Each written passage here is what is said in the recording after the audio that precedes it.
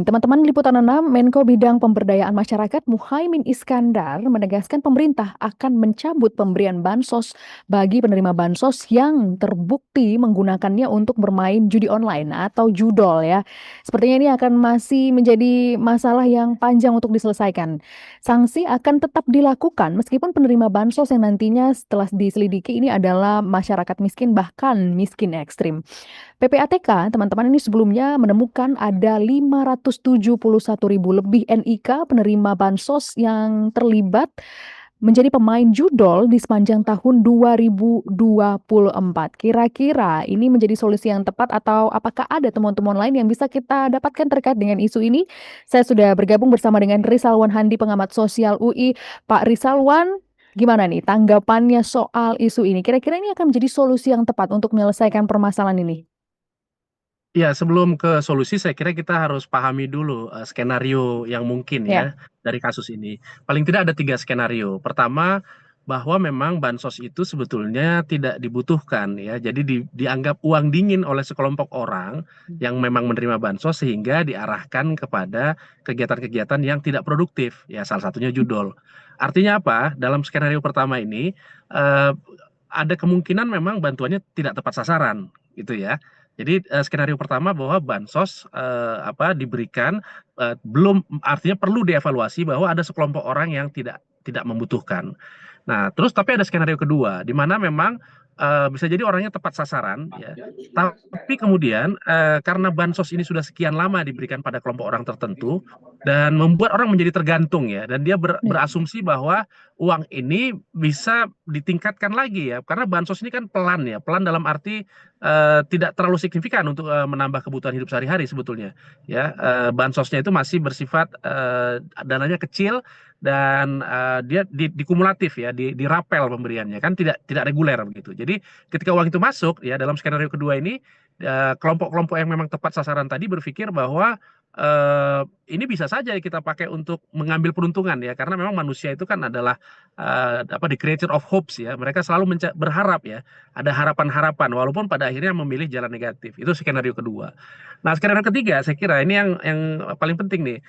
Jika memang data itu baru pada terbatas data ya, kan belum terbukti bahwa secara pidana ada orang-orang menerima bansos yang memang melakukan judol. Ini kan baru Mhm. data yang dilacak oleh PPATK. Artinya bisa jadi skenario ketiganya adalah ada sekelompok orang yang bukan penerima bansos itu menggunakan data penerima bansos secara acak, secara random, memasukkan ketika mereka register judi online gitu. Ya, karena kita sudah tahu ya kalau kita menyebutkan secara random saja nomor KTP itu gampang Iya. sekali ya karena depannya kita tahu itu provinsi apa, kemudian nanti tanggal lahir dan ini ya secara random bisa jadi nanti itu valid. Tapi bisa jadi juga nggak valid ya. Tapi namanya pelaku kriminal bisa saja. Jadi skenario ketiga adalah bisa jadi ini bukan penerima bansos beneran yang melakukan ini. Begitu kira-kira Mbak Gracia. Oke, tapi menurut Bapak sendiri terkait dengan apa yang disampaikan oleh Bapak Muhaimin Iskandar, apakah ini bisa menjadi solusi yang tepat untuk mengatasi permasalahan penerima bansos tadi yang diduga terlibat dalam judi online? Begitu, Pak. Nah, itu Kira-kira ya. apa yang bisa disoroti di sini? Ya, Ya, kalau apakah itu dianggap menjadi solusi, tergantung dari skenarionya yang mana ya. oke. Kalau skenario saya mulai dari yang ketiga sekarang. Kalau ini dilakukan orang lain, artinya harus ada pembuktian dulu ya, secara hukum ya melalui proses peradilan bahwa memang orang-orang yang secara database tadi NIK-nya melakukan atau meregistrasi judi online, benar nggak orangnya ada? Benar nggak orangnya memang melakukan itu? Artinya harus melalui proses peradilan dong, pembuktian. Karena dalam skenario 3 ini dugaannya itu nick dia dipakai oleh orang lain. Dan itu Hmm. sekarang modus itu sering terjadi setahu saya ya. Seringkali orang tidak tahu tiba-tiba dia mendapat misalnya oh Anda harus bayar loh. Dapat dari mana NIK saya atau nomor kontak saya ya, nomor handphone saya misalnya. Itu bisa aja lewat berbagai cara ya kebocorannya ya, melalui phishing, melalui missing dan lain-lain ya. Jadi ada banyak praktek itu. Nah, tapi kalau dua yang pertama saya kira skenario kedua ini kita harus merubah cara pandang kita terhadap pendampingan dan pembinaan dari penerima bansos. Jangan anggap mereka sebagai orang yang terima uang terus bisa dengan mudah mengelola keuangan itu sendiri gitu. Ya, bansos itu kan sebetulnya bantuan jangka pendek ya.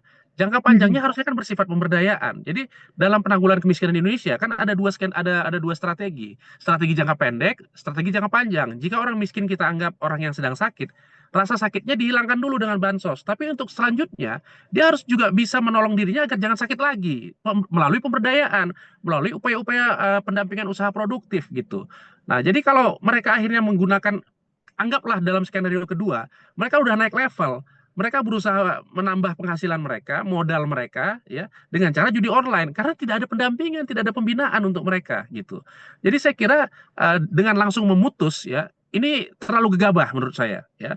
Jadi dalam skenario ketiga tadi mereka harus dibuktikan dulu secara hukum, ya. Untuk skenario kedua, coba benahi program bansos, jangan hanya cuma membagi uang, membagi apa sembako dan sebagainya, tapi juga mempersiapkan orang-orang miskin, orang-orang yang berhak menerima bansos itu untuk siap menolong dirinya sendiri di masa yang akan datang gitu. Oke, Pak, kalau kita ngomongin soal dari sisi sosialnya, Pak ya, tadi memang menarik Bapak sampaikan ini kita harus lihat dari berbagai sisi. Tapi kalau kita lihat lagi dari apa yang ditemukan oleh PPATK terkait sejumlah warga ada lebih dari 571.000 NIK penerima bantuan sosial yang diduga terlibat menjadi pemain judol sepanjang tahun 2024. Saya penasaran, ini masalahnya dari tahun ke tahun tidak pernah selesai ya Pak ya. Mengapa masyarakat lagi-lagi harus terlibat judol? Walau kalau kita lihat dari sisi ekonomi, semua butuh duit, semua seperti apakah sistemnya juga dari atas memang eh, tidak benar begitu? Contohnya masih tetap ada fasilitas-fasilitas situs judi online yang masih berkeliaran atau bagaimana ini Pak yang harus memetakan masalah ini? Ya, kalau ini menarik ya, karena kalau Mm-mm. ini saya melihatnya dari aspek ekonomi saja ya, karena namanya Iya. judul ini kan dia apa media ekonomi ya, media Mhm. ekonomi. Jadi kita harus melihat dari sisi supply dan demand sebetulnya. Nah, eh, judi kalau supply-nya ada, demand-nya pasti ada. Iya. Semua apa komunitas ekonomi, apapun berapapun harganya. Jadi gampangnya gini ya, mobil sekarang dijual harga murah, tapi mobil mahal tetap ada yang beli. Beras, harga yang harganya 10.000 per kilo, tapi yang 25.000 juga ada yang beli gitu. Iya. Artinya kalau supply-nya ada, demand-nya pasti ada. Ya, dalam logika yang sama, judol juga seperti itu ya. Ketika supply-nya dibiarkan, sedangkan ini jelas-jelas judol ini ya eh, adalah melanggar hukum ya ilegal gitu. Tapi kenapa masih ada di Republik Indonesia? Kan itu yang jadi pertanyaan Iya, betul ya. Pak. Jadi saya tidak mau membahas demand-nya karena apapun produk ekonomi yang dijual kepada publik, kepada masyarakat ya, pasti akan ada yang beli. Ya, apalagi judol ini algoritmanya adalah algoritma yang memberikan harapan. Ya, satu kali orang pasti menang, dua kali mungkin menang, tiga kali mungkin masih bisa jadi menang. Tapi setelah itu dia nggak akan mungkin menang lagi. Setelah dia tergantung dan psikologisnya itu berpikir bahwa wah ini menguntungkan bagi saya, dia akan coba lagi. Jadi algoritmanya itu mungkin dari 10 permainan dia akan menang 4, tapi tidak terus-terusan ya. Dia atur sedemikian Mhm. rupa, tapi modal yang 4 itu tentunya akan membuat dia ngerasa untung. Padahal tidak untung. Ya, di total setelah 10 kali bermain, dia akan rugi mungkin 2 kali sampai 3 kali lipat. Ya. Tapi di situ yang apa ya, semacam ada dorongan untuk mempengaruhi apa individu ya bahwa dia ngerasa menang ya, dia merasa menang gitu. Jadi ini yang dipengaruhi dalam algoritma judi online. Jadi menurut saya bukan di faktor demand-nya, bukan di masyarakatnya ya, tapi di supply-nya. Dan ini peran negara harus lebih serius ya. Kikis habis tuh ya, masa nggak bisa kita menelusuri di mana sih bandarnya gitu ya, di mana sih server utamanya gitu. Nggak mungkin kita nggak bisa tahu gitu. Oke, ini menarik Pak. Jadi yang pertama harus dari supply-nya dulu. Tapi kalau untuk demand-nya, solusi tadi sempat sudah kita bahas bahwa ini pemberian bansosnya harus lebih baik langsung di-cut saja begitu. Tapi tidak semata-mata bisa langsung dilakukan seperti itu ya Pak. Jadi apa solusinya kalau dari pengamatan Bapak ini untuk mengentaskan permasalahan ini ya Pak ya? Bansos jadi tidak perlu lagi diberikan kepada masyarakat, langsung dihentikan sebagai efek jerah untuk mengatasi masalah ini? Saya setuju dihentikan, tapi setelah ada pembuktian pengadilan bahwa yang bersangkutan memang melakukan judi online. Ya, karena sekali Hmm. lagi saya menduga ada penyalahgunaan data ya, karena bicara bansos itu big data ya. Itu big data yang bisa tanda kutip diperjualbelikan juga. Kita tidak tahu apakah data itu dari siapa sumbernya dan sebagainya gitu ya. Sekarang ini banyak sekali kok ya penyalahgunaan data big data tadi. Jadi menurut saya nomor satu, saya setuju di stop ketika mereka sudah terbukti memang secara apa hukum ya jatuh pidananya begitu. Ya cabut dong, dia kan pelaku pidana gitu ya. Ya. Tapi kalau belum langsung main cabut saja, saya kira ini tidak fair ya bagi penerima bansos begitu.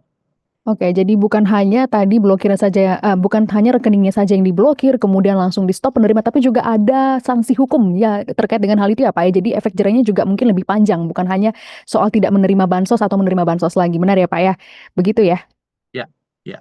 Oke. Baik, terima kasih Bapak Rizalwan Handi, pengamat sosial dari Universitas Indonesia terkait dengan isu ini tadi sudah dijabarkan bagaimana sebenarnya duduk perkara masalah ini dan solusi yang mungkin bisa dilakukan oleh pemerintah. Itu tadi wawancara kami bersama dengan Rizalwan Handi, pengamat sosial Universitas Indonesia. Jangan lupa saksikan sedang viral selanjutnya bersama saya Gracia Ben. Sampai jumpa.